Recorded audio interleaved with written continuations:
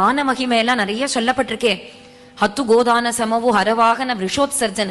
10 கோதானம் பண்ணினா ஒரு விஷபதானத்துக்கு சமம்.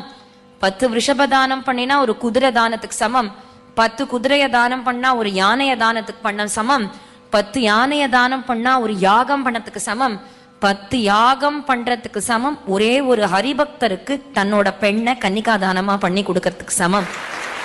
அதோட நிறுத்தல தாசர் உகாபோகம் இது.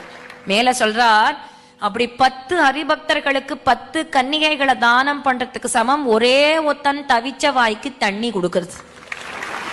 ஒத்தன் அம்மா தாகம்மா தாகம் அப்படின்னு சொல்லின்னு வந்தா அவனோட தவிச்ச வாய்க்கு தண்ணீர் கொடுக்கறது இவ்வளவு புண்ணியமா. அதுக்கு மேல முடிக்கிறார், அது போல 10 பேருக்கு தண்ணீர் கொடுக்கறதுக்கு சமம் ஒரே ஒருத்தன் அம்மா பசி அப்படின்னு வந்தா ஒரே ஒருத்தனுக்கு சோறு போடுறது. புண்ணியத்துக்கு மேல புண்ணியத்துக்கு மேல புண்ணியத்துக்கு மேல ஹை